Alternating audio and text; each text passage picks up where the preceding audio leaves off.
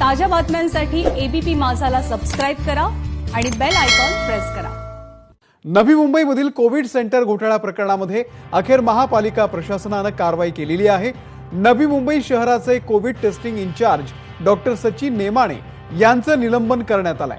माझाच्या बातमीनंतर आयुक्त अभिजित बांगर यांनी कारवाईचा बडगा उगारलेला आहे आणि या घोटाळा प्रकरणामध्ये उपायुक्तांच्या नेतृत्वाखाली एका चौकशी समितीची सुद्धा स्थापना करण्यात आलेली आहे। कॉन्टॅक्ट ट्रेसिंगचा आकडा वाढवण्यासाठी टेस्टिंगला आलेल्या रुग्णांच्या रिपोर्ट सोबत त्यांच्या नातेवाईकांचेही बनावट कोरोना रिपोर्ट या कोविड सेंटरमध्ये बनवण्यात आले होते।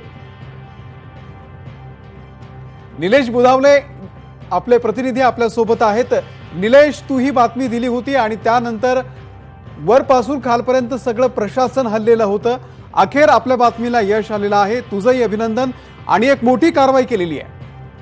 अमोल, खरं आहे, काल दिवसभर एबीपी माझानं प्रामुख्याने हा विषय लावून धरला होता। काल दिवसभरामध्ये मोठमोठे इव्हेंट होते, त्यात देखील हे जी बातमी आहे ही आपण प्रामुख्याने लावून धरली होती। त्यानंतर आता कारवाई झालेली आहे। अगदी 24 तासांमध्ये ही कारवाई करण्यात आलेली आहे। नवी मुंबई महानगरपालिकेचे जे आयुक्त आहेत अभिजित बांगर यांनी ही कारवाई केलेली आहे। ही कारवाई पहिल्या टप्प्यातली कारवाई आहे। एका दिवसामध्येच एका दिवसामध्ये 1 दिवसाचा वेळ देण्यात आला होता आणि त्याच्यामध्ये प्राथमिक दृष्ट्या जे संपूर्ण प्रकार आहे हा कुठेतरी याच्यामध्ये घोटाळा होत असल्याचं आयुक्तांचं म्हणणं आहे आणि त्यामुळेच त्यांना ही कारवाई केलेली आहे। नवी मुंबई कोविड टेस्टिंग सेंटरचे जे प्रमुख आहेत त्यांचंही निलंबन आहे। डॉक्टर सचिन नेमाने त्यांचं नाव आहे, त्यांचं निलंबन आज करण्यात आलेलं आहे। यासोबतच आयुक्तांना एक उपायुक्तांच्या नेतृत्वाखाली एका समितीची देखील स्थापना केलेली आहे। उपायुक्त योगेश कडुसकर यांच्या नेतृत्वाखाली एका समितीची स्थापना करण्यात आलेली आहे।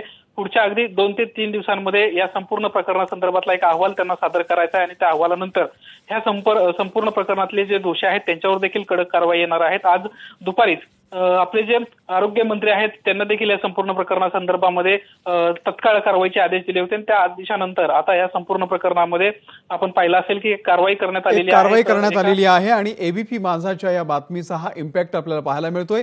निलेश, धन्यवाद दिलेल्या या संपूर्ण माहितीबद्दल।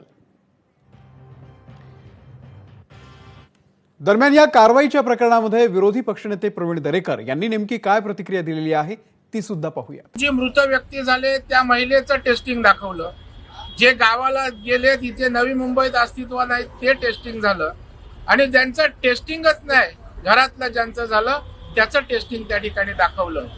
आणि मग यावेळेला आयुक्तांना सांगितलं की असं होता कामा नये, तात्काळ कारवाईची आवश्यकता आहे। उद्या संध्याकाळपर्यंत आपण कारवाई केली नाही तर त्या ठिकाणी आम्हाला वेगळी आंदोलनात्मक भूमिका घ्यावी लागेल।